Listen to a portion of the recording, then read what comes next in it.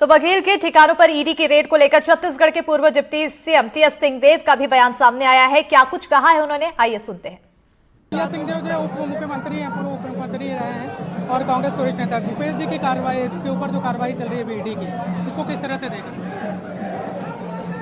मेरे मन में जो पहला ख्याल आता है कि ये राजनीतिक दुर्भावनावश कार्रवाई है। कारण ये कि ईडी के ऊपर जो एक निष्पक्ष जांच की एजेंसी, देश की प्रमुखतम एजेंसी के रूप में मानी जाती है, उस पर विश्वास भरोसा उठ गया है। जिस तरह से वो लगातार पिछले वर्षों से कार्रवाई करती चली आ रही है, प्रक्रिया को उन्होंने सजा के रूप में तब्दील कर दिया है। जो सत्ता पक्ष भारतीय जनता पार्टी के साथ खड़े नहीं दिख रहे हैं, एक के बाद एक, एक के बाद एक, एक के बाद एक टुकड़ों में कभी किसी को, कभी किसी को, कभी किसी को दबाव बना के कार्रवाई करने का प्रयास किया है, उससे भरोसा टूट गया है। पंजाब अभी एक हलचल भी चल रही है, राजनीतिक हलचल चल रही है, विधायक बाहर हैं, उस बीच में ये कार्रवाई को किस तरह से देखें? वही मैंने कहा कि अगर जांच एजेंसी निष्पक्ष कार्रवाई करती हुई दिखती पूरे देश में, तो किसी प्रकार का प्रश्न नहीं उठता कि भाई जांच हो रही है, उनका काम है जांच करना। लेकिन लगातार आप ऐसे लोगों के खिलाफ जांच करके प्रताड़ित करने की कोशिश कर रहे हो, उनको प्रभावित करने की कोशिश कर रहे हो, कई प्रकरणों में प्रभावित करके सफल होते हुए आप दिख रहे हो। गैर राजनीतिक दल भाजपा के विरोध में जो हैं, उनके लोगों को तोड़ के अपने साथ खड़े करने में सफल होते हुए दिख रहे हो, और उसमें अगर ईडी का इस्तेमाल होते हुए दिख रहा है। कैसा इस्तेमाल? कि साथ हो तो जांच बंद, साथ नहीं हो तो प्रताड़ना। अभी आप कुछ देर पहले 37 विधायकों का कुछ जिक्र कर रहे थे, वो क्या मामला था? कुछ देर पहले 37 विधायकों का कुछ जिक्र कर रहे थे आप, वो क्या मामला? मैंने पॉडकास्ट में देखा, मुझे तथ्यों की जानकारी नहीं है कि 37 विधायक दुबई में है, पंजाब के। और दिल्ली के चुनाव के लगभग बाद से, थोड़ा पहले बाद से लगातार ये बातें मीडिया में मैंने देखी कि कांग्रेस के कुछ वरिष्ठ, पंजाब के वरिष्ठतम नेता ये कह रहे थे कि 30 से ज्यादा विधायक हमारे संपर्क में हैं। ये नहीं कि सरकार गिरेगी, ये भी उन्होंने कहा, हम ये नहीं कह रहे कि सरकार गिरे, लेकिन इतने लोग हमारे संपर्क में हैं। उनके उन बयानों के बाद में भूपेश बघेल जी को कांग्रेस पार्टी का जनरल सेक्रेटरी बना के पंजाब का प्रभारी बनाया जाता है। उसके बाद में 37 विधायक दुबई पहुंचते हैं। उसके बाद में आज सुबह ईडी भूपेश जी के घर में पहुंचती है। एक सामान्य व्यक्ति क्या सोचेगा? मैं अपना आपको एक समान व्यक्ति के रूप में प्रस्तुत कर रहा हूं, मेरे दिमाग में क्या बात आएगी? अरे वहां तो ऐसा कहा, इतने लोग संपर्क में हैं, फिर इनको जनरल सेक्रेटरी बना दिया गया। ये 37 विधायक वहां पहुंच भी गए, इनके जनरल सेक्रेटरी बनाने के बाद आज ईडी यहां पहुंच गए। दिमाग में यही बात आती, क्योंकि निष्पक्ष कार्रवाई ईडी कर रही है, ये भ्रम टूट चुका है। एक रिलीज भी आई है जिसमें भूपेश बघेल ही नहीं, उनके बेटे का भी नाम है कि उनसे भी पूछताछ की जा रही है। उसके अलावा आज ही जब अभी भूपेश जी के यहाँ कार्रवाई चल रही है, इसके साथ साथ कई सारे कारोबारी हैं, रियल एस्टेट से जुड़े हैं और सराफा से जुड़े हैं उनके यहाँ, और कांग्रेस के भिलाई के जो जिला अध्यक्ष हैं मुकेश चंद्राकर, उनके घर भी, और पूर्व प्रत्याशी हैं, उनके घर भी जाँच चल रही है। जाँच चले, आज क्यों? ये 37 विधायकों के दुबई में होने की बात के बाद क्यों? कवासी लकमा जी को कितना समय हो गया बंदी हुए? कुछ पैसे नहीं मिले, कुछ नहीं मिला अभी तक, लेकिन अभी भी बंदी है। उस समय आपको नहीं पता चला था? बिल्कुल, ये जो समय है उस पर सवाल उठ रहा है। टीएस सिंहदेव जी जो हैं वो ईडी के जो कार्रवाई का जो टाइमिंग है उस पर सवाल उठा रहे हैं, और ये भी कह रहे हैं कि जो पंजाब में जो राजनीतिक हलचल चल रही है, उस बीच भूपेश बघेल के यहाँ कार्रवाई होना अपने आप में एक संदेश भी है कि जांच एजेंसियां जो है उस तरह किस तरह से काम कर रही हैं। दुर्ग से चंद्रकांत शर्मा के साथ नीलेश त्रिपाठी, एनडीटीवी। ईडी की रेड पर पूर्व सीएम भूपेश बघेल के करीबी राकेश तिवारी का क्या कुछ कहना है, ये भी सुन लेते हैं।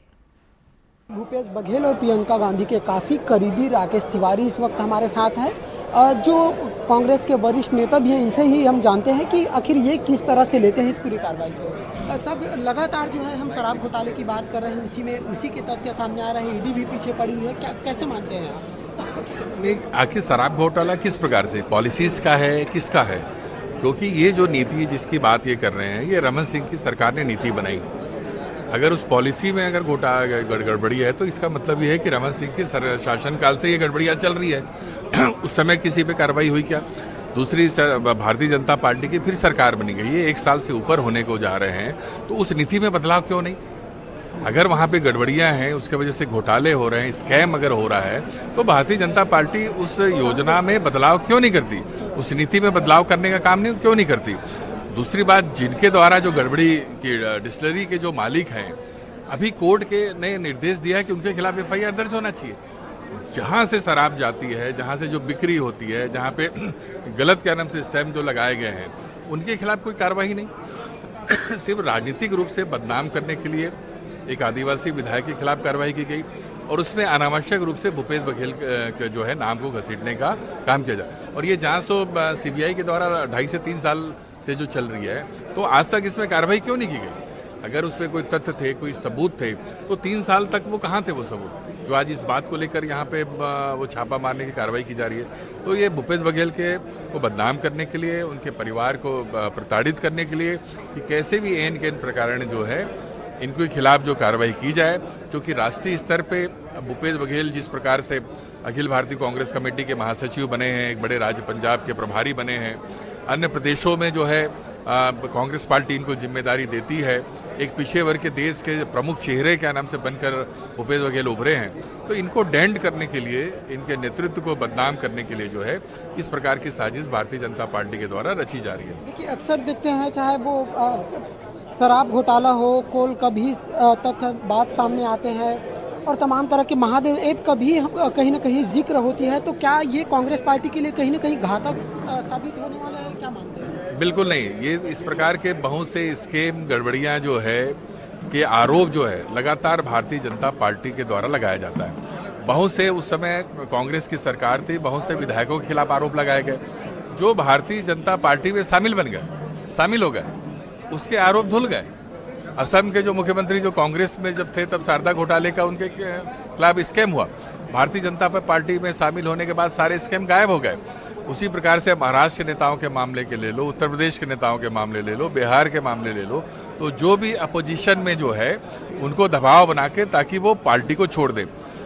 ईडी के द्वारा जो जांच एजेंसी है वो लखमा को भारतीय जनता पार्टी में प्रवेश करने का कि आप भाजपा ज्वाइन कर लो, आपके खिलाफ जो है कार्रवाई रद्द कर दी जाएगी।